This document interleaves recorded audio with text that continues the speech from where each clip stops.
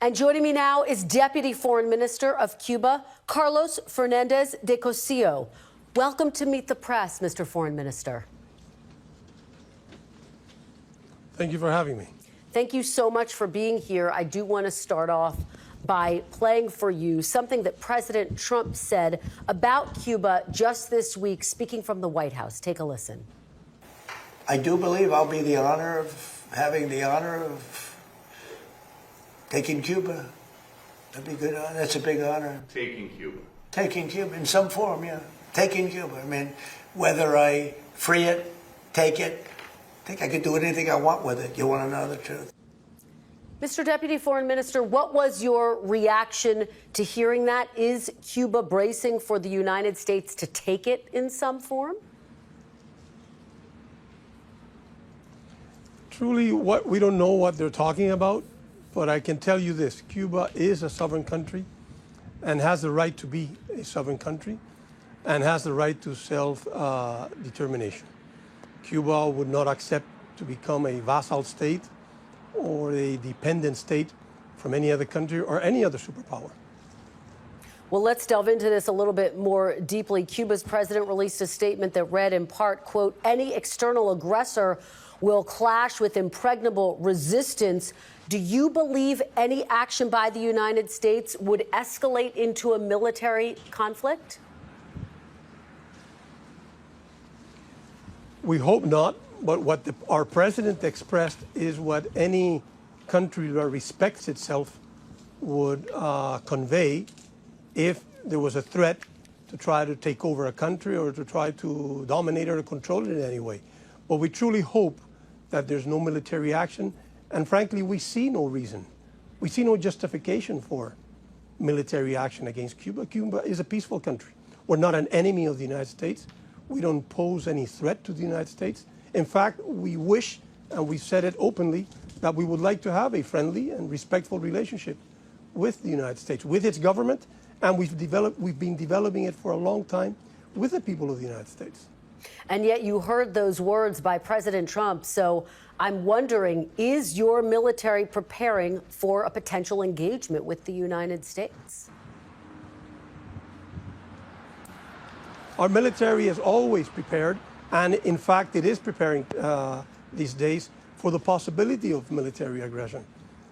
We would be naive if, looking at what's happening around the world, we would not do that. But we truly hope that it doesn't occur. We don't see why it would have to occur, and we find no justification whatsoever. Why would the government of the United States force its country to take military action against a neighboring country like Cuba?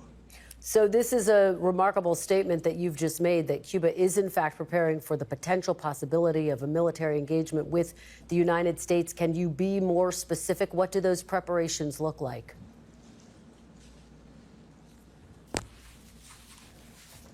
Our country has historically been ready to mobilize as a nation, as a whole, for military aggression. We truly always see it as something far from us. We don't believe it is something that is probable, but we will be naive if we do not prepare. That's what I can tell you. The U.S. and Cuba have confirmed that they are talking, but have given very few details. Secretary of State Marco Rubio is leading those talks for the United States. Here's what he had to say from the White House this week. Take a listen. So they're in a lot of trouble, and the people in charge they don't know how to fix it. So they have to get new people in charge. So is the United States insisting on regime change in order to give Cuba economic relief? I don't know what they're insisting among themselves, but I can tell you, in conversations with the United States and in dialogue with the United States, the nature of the Cuban government, the structure of the Cuban government, and the members of the Cuban government are not part of the negotiation. That is something that no sovereign country negotiates. I don't know how many examples are there of countries that negotiate with a foreign power their system of government or the nature of the government. I'm sure the United States is not ready to negotiate with another government its constitutional system, its political system. Now, the U.S. government knows that the problems that Cuba faces are in a great measure, the result of policies of the United States aimed at causing as much harm possible to the Cuban economy, to Cuban society, and to the people of Cuba, which makes it for any government very difficult to manage things and to get good results when a superpower is exerting such level of pressure, above all economically, on the country. Are you saying that regime change is off the table? Absolutely. Okay, let's talk about what changes you would potentially be willing to make to save your country. The embargo with the U.S. ends if Cuba does three things: schedule elections, recognize political parties, unions, and a free press, and release all political prisoners. Will you commit to any of those steps, Mr. Deputy Foreign Minister, in order to save your country? Let me be clear. We are in dialogue with the United States to talk about bilateral issues. We're not talking about prisoners in the United States, and the U.S. has the highest record of prisoners in the world. But we're talking about We're not political talking prisoners. of problems We're in talking about elections in the political United prisoners. States or constitutional system. Well, the United States has a huge amount of people that are in jail for whatever reasons, but that have strong political positions. If we're talking about political positions, we're not talking about those in the case of the United States. In Cuba, we're not talking about prisoners in our negotiation with the United States. It's a domestic issue of Cuba. It is not a bilateral issue with the United States. And the U.S. knows it. But there are many, many important issues of a bilateral nature that should and could be discussed between Cuba and the United States for the benefits of both countries. And that is what we are ready to engage with in conversations with the government of the United States. Well, and going back to those potential issues, there is only one political party in Cuba, so currently people really have no choice. Going back to my original question, would you be willing to change that in order to save your country, given that it's one of the things that the United States is asking for? It's a domestic issue of Cuba. The United States has only two political parties that can go to government. Are they ready to negotiate to have 10 with equal possibilities of getting to the presidency, of getting in Congress? I'm sure the United States would not negotiate that with any country. I don't know if they have the willingness to do it, but I'm surely they won't negotiate it. Cuba is a sovereign nation, as I said at the beginning of the program. And of course, it's something that is not on the table to negotiate Cuba's reality. Okay. And Cuba's problems are not the result of having one party. When did the last discussions take place between the United States and Cuba, and where? I won't go into detail. We've said publicly that we're going to be discreet about it, and we're going to remain that way. Can you tell me what the ultimate goal is of these discussions from your perspective? What do you hope to gain? Our aim is to try to build a respectful relationship. The U.S. government, the current government, has said that it wants to make America great again. We have no quarrel with that. That it wants to have secure borders. We have no quarrel with that. In fact, we can help with that. That it wants immigrants that enter into the United States to do so legally, not illegally. And we have no quarrel with that. In fact, we can help with that from our side. And those are the kinds of issues that we believe are of interest of the people of the United States and for the government of the United States. We can work together to fight drug trafficking, to fight organized crime in our region, to fight threats in general in our region. And that's what governments and countries do with each other when they dialogue, when they have dialogue, and when they cooperate. We can also talk about business. There are changes taking place in Cuba today, in our investment policy, in the structure of a property in Cuba, in the way different forms of property work in Cuba, which could be of interest for the United States and for Americans who today cannot do business in Cuba because they are prohibited by their government. Those are issues that we can talk about, and we can find room for accommodation. We're not shut down, or we're not closed to having some accommodation if it can improve the relationship with the United States in those areas. And I'm sure there's a lot of areas in which, if we sit down and discuss meaningfully, we can have a lot of ground to work on, and for the benefit, again, of both countries. Secretary Rubio is the son of Cuban immigrants. He has spent his career criticizing your government. In fact, at one point he was asked, is Cuba a state sponsor of terrorism? He said, without question. Can you negotiate in good faith with Secretary of State Marco Rubio? We have a position, a long position, of having dialogue and being ready to have dialogue with the United States to solve our problems. And it's not only a long-standing position, it's the logical position. What's the alternative to having dialogue with a country with which you have problems? So we face dialogue as the natural, the logical, and the necessary avenue for us to discuss. Now, we also have experience of having dialogue with the United States, some with good results, but also some in which Cuba has fulfilled all of the commitments that we have agreed to, and yet the United States has reversed many of them. And the best example was during 2014, 15, 16, and even 17, in which we reached agreements. Cuba fulfilled all of them, and the United States, by their own recognition, broke all those agreements and said that they will not follow what they had agreed the previous years. But still with that, we follow a dialogue. But on Secretary Rubio specifically, is he someone with whom you can negotiate in good faith?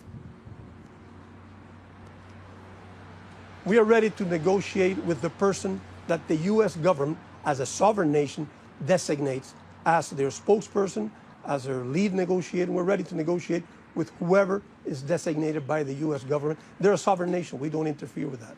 There are reports that Secretary Rubio is dealing directly with Raul Castro's grandson, Raulito.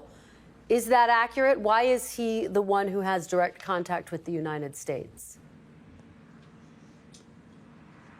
I won't go into detail, but the point I need to make is that the Cuban political leadership is committed to this. United, cohesively. This is led by the leader of the revolution, Raul Castro, and by the president of Cuba, who recognized this publicly and said it publicly. But you don't dispute that report that Secretary of State Marco Rubio is dealing directly with the grandson of Raul Castro?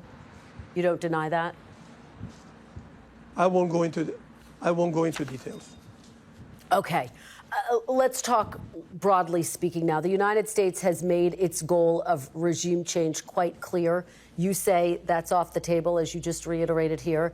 In Venezuela, the Trump administration forcibly removed President Maduro, as you know, and is now working with acting President Delcy Rodriguez. Iran was in ongoing talks with the U.S. when their leadership was killed. Do you believe Cuba will have a different outcome? I prefer for people, when they judge Cuba, not to make parallels. We have our own reality, our own circumstances. And as I said at the beginning, we hope there won't be, and we don't think there's any need for there to be any military action by the U.S. against Cuba. And respectfully, Mr. Deputy Foreign Minister, when people look at these countries, when they hear the comments by President Trump saying effectively that he does plan to go into Cuba, it seems impossible for people not to draw parallels. So why would there be a different outcome? Are you bracing for the possibility of a similar outcome? You would have to ask that question to the United States. We are ready for any outcome, and we have to be ready for any outcome. As you said at the beginning, unfortunately, we're trying to prepare ourselves for any outcome, including the ones that we feel that there's no justification for them to occur. What matters to you more in this moment, preserving the revolution or saving the island from total economic collapse? Saving our people from being overtaken by a foreign power and to take it back decades to a Cuba that we overcame a long time ago. A Cuba that people don't have good memories of them, only very few people. And to continue to protect our people, the peace that we have in our country, the tranquility that we have in our country, the social justice that exists in Cuba, the sense of solidarity among our people. That is the nature of Cuba, and it is our priority to protect that. Cubans, as you know, died trying to protect Nicolas Maduro. They were his bodyguards. I have to ask you, have you reached out to the acting president of Venezuela, Delcy Rodriguez? We have a very fluent communication with them. And what is the nature of On that a constant communication? basis. It's not something that I follow personally. I couldn't answer that with detail, but I know that there's a close communication with them. Oh, okay. Mr. Deputy Foreign Minister, this all, of course, comes back to oil. Your country has not received oil shipments in weeks. And without that fuel, your citizens are quite frankly in crisis. The U.S. has enacted an oil blockade now for nearly 3 months. How much longer can your nation go on like this? Is it days? Is it weeks? Is it months? It is important to point out that for any country to export fuel to Cuba is legal. And for Cuba to import fuel from any country, well, with the exception of the U.S. because of the economic blockade regulations, but from any other country is legal. What's happening today is that the U.S. is threatening with coercive measures countries that might export fuel to Cuba. And that's the reason why Cuba has not received fuel for a long time. It is very severe, and we are acting as proactively as we can to cope with the situation. We do hope that fuel will reach Cuba one way or the other, and that this boycott that the United States has been imposing does not last and cannot be sustained forever. But I guess the question is how long... And frankly, we hope that, and let me finish, hopefully we feel that a clearer minds prevail in the United States, and that they come to the conclusion that it's quite nasty to treat the whole population of a country in the way the United States is treating Cuba. Yesterday we published that 96,000 Cubans are waiting for surgery as a result of lack of fuel and lack of energy. Among them 11,000 children. So I would think that the American people, the people in the United States, would feel, why does our government treat the whole population of Cuba in this way? And I hope that the people of the United States would understand that it's not correct to treat another nation in the way the U.S. is doing it, simply to try to achieve political goals, because that is what's behind the approach of the United States. So again, we're trusting that this cannot be sustained in the long term. Mr. Deputy Foreign Minister, NBC News has been on the ground in your country all week long. Our crews have seen people who haven't worked in weeks, kids who haven't gone to school, food and energy running dangerously low. President Trump says he believes that Cuba will collapse on its own. Is your country currently in a state of collapse? What does on its own mean when it's being forced by the United States? It's a very bizarre statement. And it's claimed by most U.S. politicians repeatedly that Cuba will collapse on its own. Then why does the U.S. government need to employ so many resources, so much political capital, so many human resources to try to destroy the economy of another country? Evidently, it implies that the country does not have the characteristics to collapse on its own. But is your country in a state of collapse, Mr. Deputy Foreign Minister? It is not in a state of collapse. We're being as creative as possible. We're mustering all our creativity, our ingenuity, to try to find ways in which we can cope with the reality that we did not choose, of which we are not responsible, and that would help our people go through this with the least pain possible. But pain is there, have no doubt. You say you're not responsible. Putting this blockade aside, though, Mr. Deputy Foreign Minister, human rights groups have reported that nearly 90% of your citizens live in extreme poverty. Nearly 80% of your citizens intend to emigrate. Has your system of communism failed the people of Cuba? I don't know which are your sources and which are the human rights organizations that claim such. But I'm sure, and I can quite accurately guess, that the majority are either financed directly by the U.S. government or by proxies of the U.S. government. Now, people are hurting in Cuba. There's no doubt about that.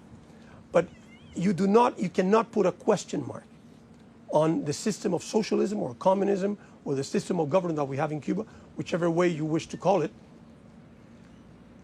If the U.S., the most powerful nation in the world, has had to dedicate almost 7 decades to try to destroy the system of government and yet failed.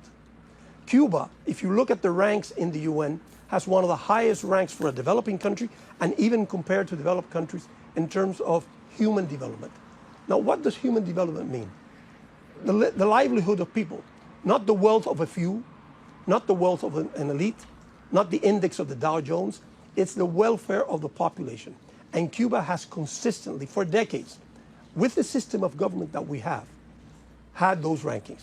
Now, if the U.S. today is putting to extreme its economic aggression, it is natural for people to suffer.